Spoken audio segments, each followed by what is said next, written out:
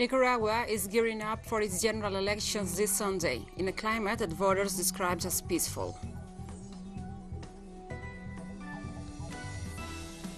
The Biden administration saw its first setback as Republican Glenn Youngkin defeated Democrat Terry McAuliffe in the Virginia governor's race, the first Republican to win statewide office in the Commonwealth since 2009. Israel has launched an aerial attack with a number of missiles targeting an area on the outskirts of the Syrian capital of Damascus. From the headquarters of Telesur English in Havana, Cuba, this is From the South. I'm your anchor, Gladys Quesada.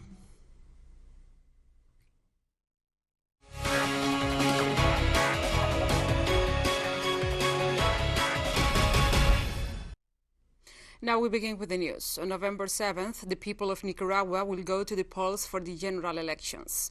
Political parties have been campaigning since September and are now making the final preparations ahead of the vote.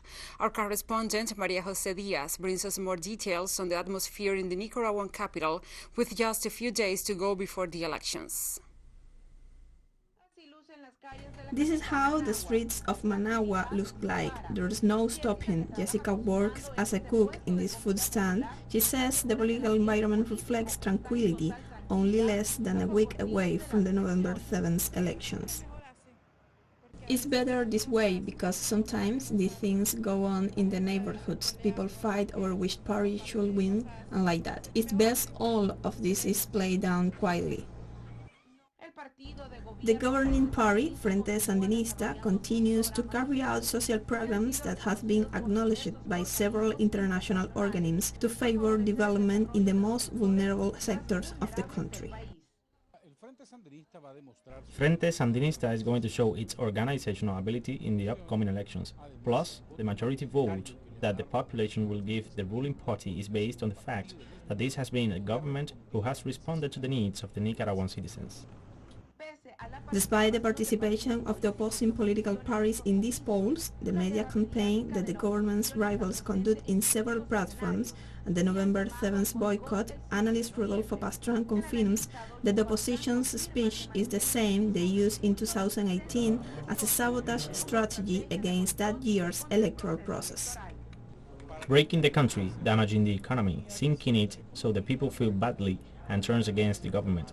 That's the plan, always resting a shoulder on the United States and the European Union and the OAS. That's why this group is going to do, every day getting smaller and smaller and isolating themselves. The majority of the Nicaraguan people ask for respect towards the country's institutions. We ask that our decisions be respected. This choice that the Nicaraguans make in voting for any candidate we want, we just want that to be respected.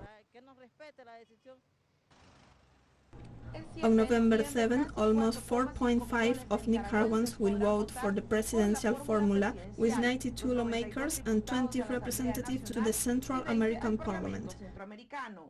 María José Díaz, Telesur, Nicaragua. Thank you, Maria Jose, for this report. And in Venezuela, the president of the National Electoral Council, Pedro Calzadilla, announced that the electoral schedule for the regional and municipal elections is 82% complete. He also explained that 18 days ahead of the regional and municipal elections, 8 groups of international observers and 6 national social organizations have been accredited. Likewise, he said audits and checks to the computer systems supporting the elections are being carried out prior to the start. Consequently, a number of 2,000 prosecutors have been deployed in the entire Venezuelan territory to see the problems that may come up.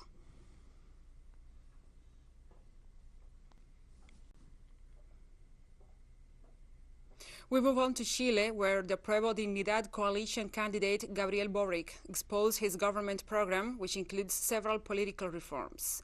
We are only 20 days away from elections in Chile to decide upon the new leaders of the nation's destiny.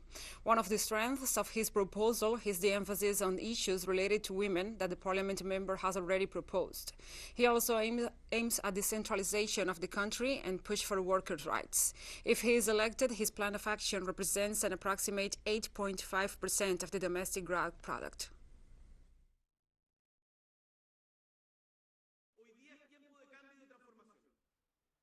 It's time for change and transformation, and the constitutional process over which we have fought for so long, the process over which so many generations have fought for. From the time of the authoritarian constitution of 1980, today we have this constitutional process with the participation of the indigenous peoples, which is a representation of the diversity in Chile, something that was never part of the institutionality.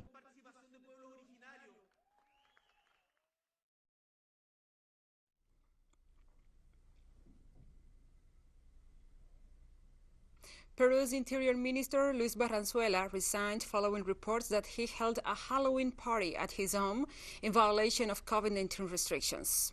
The news prompted outrage from all sides of the political spectrum in the country, forcing Barranzuela to claim the gathering was not a social event, but rather an official meeting in which several authorities addressed political and law enforcement issues. After announcing the acceptance of Barranzuela's resignation, President Pedro Castillo emphasized that his administration is committed to the governance of the country. He also mentioned that the name of the new Interior Minister will be announced in the coming hours.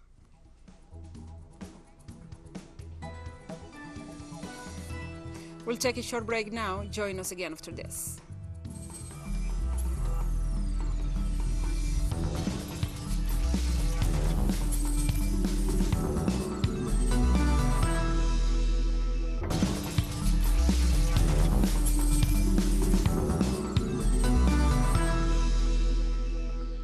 Welcome back to From the South. Republican Glenn Youngkin defeated Democrat Terry McAuliffe in the Virginia governor's race in the United States, rolling back progressive gains in the state, as he became the first Republican to win statewide office in the Commonwealth since 2009. The Democrats' loss in a state that President Joe Biden won by double digits last year show the enormous challenges the party is facing next year as they attempt to maintain control of the U.S. House and Senate. In New Jersey's closer-than-expected governor race, Republican challenger Jack Ciattarelli and incumbent Democrat Phil Murphy were locked in a virtual draw, even though registered Democratic voters outnumber Republicans by more than 1 million. Democrats clung to hope because more voters were due to be counted in their strongholds. The results in two states that the current head of state won easily last year over Donald Trump represent a dire sign for Democrats heading into the 2022 midterms, which will decide control of the U.S. Congress and, with it, the future of Biden's policy agenda. Walking together, sharing dreams and hopes, just like the ones that have always... And the voters in Minneapolis rejected a ballot measure to dismantle their police department and replace it with a Department of Public Safety. For eligible voters, the referendum, known as Question 2, asked members of the community to amend the city's charter by replacing the existing police with a public safety department that will prioritize a comprehensive public health approach. According to the Minnesota Secretary of State's website, 56% had voted against the measure. Across the country in 2020, protesters took to the streets enraged by the video of George Floyd's death and killing, and also fueled by decades of systematic injustice. In the days after the initial protest, frustrated members of the community tried to convince Minneapolis Mayor Jacob Frey to abolish the police department, which he declined to do. Data provided by the department said crime has surged in Minneapolis as the number of police on the force remains at a record low. I supported number 2. I support the development of a new Department of Public Safety in Minneapolis. I think that status quo is horrible, really think that we need to change. Yeah, I'm in support of the public safety question. I feel like leadership that we have right now has had more than enough time to kind of show us next steps and what they're going to take post murder of George Floyd.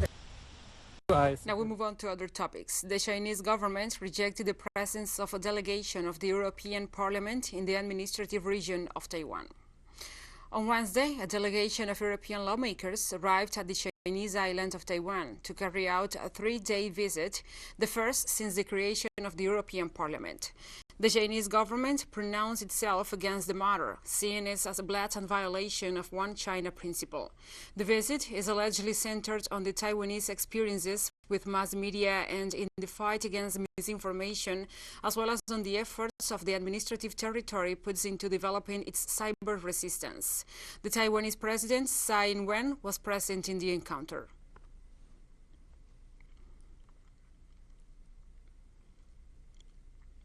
Tens of people in Malaysia demonstrated against the imminent death of a citizen with intellectual disability who was arrested for drug trafficking in Singapore and now faces execution. Nguyen Tran Dharmalingen was taken into custody for carrying 1.5 ounces of heroin strapped to one of his legs in 2009. The defense said the execution is scheduled for November 10th, and so the team intends to present an appeal by the end of the week, hoping Dharmalingen can be saved. The litigant staff reiterated that the detainee was a victim of threats and also coercion by close friends. On the light of these events, the human rights group of Kuala Lumpur presented a memo to the parliament in refusal of the martial sanction, claiming that Singapore is carrying out a crime against humanity if it continues to go down the current path.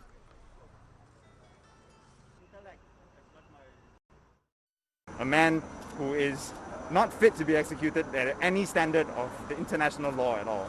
Singapore is committing a grave crime against humanity if it proceeds with this execution. So we are here to call on the Malaysian government to do what it can, whatever is within its powers, to put pressure on the Singapore government to halt this execution.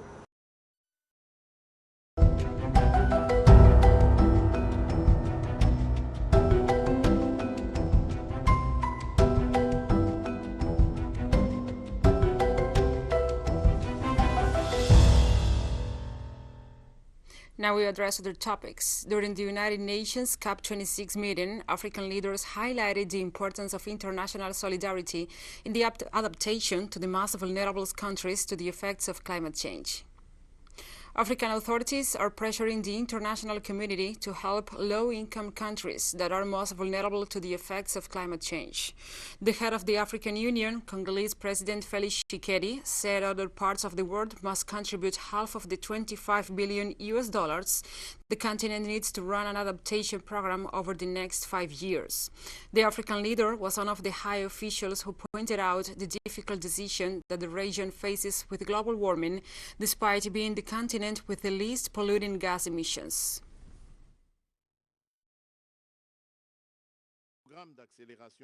The Accelerated Adaptation Program in Africa is a crucial mechanism that is expected to deploy a significant portion of the $100 billion a year promised to developing countries. In conclusion, while we are discussing adaptation and resilience, we also need to protect Africa's forests and oceans that serve as natural carbon sinks. It is time for Africa to be compensated for the good of the planet. Moving on to the COP26 Climate Change Conference, Argentinian President Alberto Fernandez called for debt for nature swaps. Determined contribution of emission reductions by 27% compared to 2016. To move forward with the necessary transformation agenda, we must create mechanisms for payments for ecosystem services, debt for nature swaps, and install the concept of environmental debt. In Colombia, at least 12 people were killed and 10 others resulted injured in a landslide caused by heavy rains in the department of Nariño, an area bordering Ecuador. So far, 12 bodies have been rescued in the municipality of Mayama, where the landslide occurred. 10 of them were discharged and 2 transferred to a healthcare center in Pasto, the capital of the department. The slide was reported in the early hours of Tuesday. 4 families had to be evacuated to shelters offered by Nariño's authorities. Rescue operations are still in process.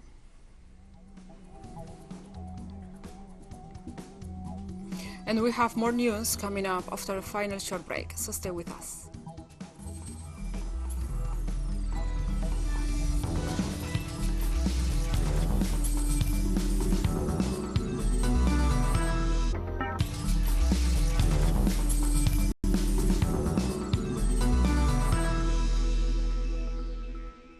Welcome back. Israel has launched an aerial attack with a number of missiles targeting an area on the outskirts of the Syrian capital of Damascus. A state news agency confirmed the raids and said they caused only material damage. The Britain-based Syrian Observatory for Human Rights said the targets were army positions and arms depots belonging to Iran-backed fighters. Last Saturday, Israel also fired missiles towards the suburbs of the Syrian capital, although they were intercepted by Syria's air defenses. The attacks came days after Syria accused Israel of carrying out an attack in the country's south. Israel, alarmed by Iran's growing regional influence and military presence in Syria, has launched hundreds of attacks in the nation over the years, but rarely acknowledges or discusses such operations.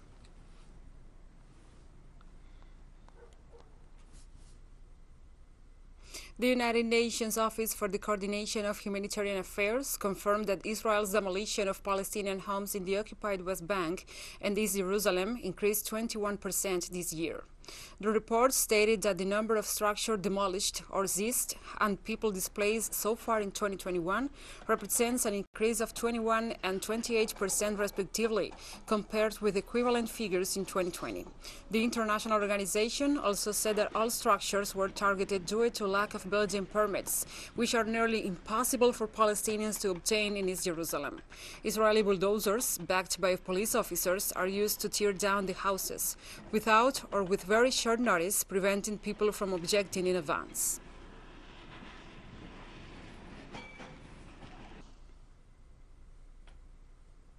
And the Palestinian detainee, Kayed al-Fasfous, who is ongoing the hunger strike for the 112th consecutive day, has entered a life-threatening condition, but is ongoing with the hunger strike demanding his freedom. The Commission for Detainees and Ex-Detainees Affairs warned today that his health condition is deteriorating rapidly and that it has reached a very critical and dangerous stage that could result in his imminent death. The Commission stated that the prisoner is handcuffed to his bed at the Israeli Barzilai hospital and that he refuses to undergo any medical examinations except in a Palestinian hospital. The director of the legal department at the Palestinian Prisoners Club noted that one of the hunger strikers can no longer distinguish people around him as a result of bad sight. Amid deteriorating health conditions, the 6 Palestinian prisoners continued their open hunger strike in protest of the Israeli administrative detention policy.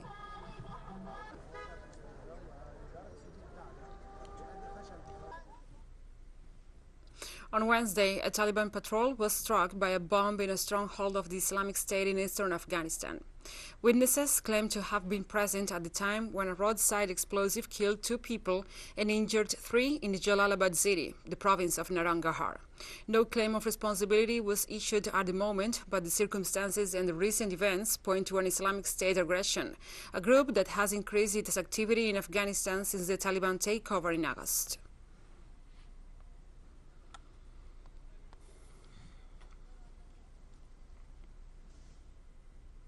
United Nations pointed out that both the sides of the Ethiopian dispute have committed war crimes during the armed conflict that torments the African nation for over a year now.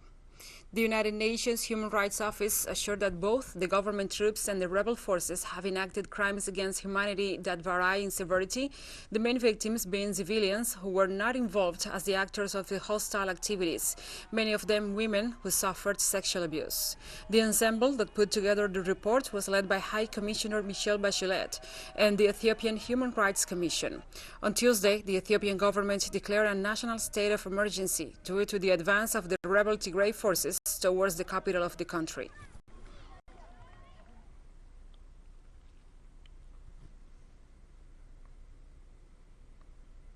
And the ousted Prime Minister of Sudan, Abdallah Hamdok, agreed to lead the country's new government after his release from the captors who formed part of the military coup authorities. Hamdok accepted to form a new government and to abide the conditions imposed by the military regarding the release of the other captive cabinet members. The head of state pledged to guarantee a return to the constitutional order and talks with the army. Prime Minister Abdullah Hamdok and several other executives and government staff were abducted by the nation's armed forces on October 25th, shortly before Sudan's president of the Sovereign Transitional Council, Abdel Fattah al-Burhan, announced in a televised speech that he decreed a state of emergency and dissolved the African country's regular powers.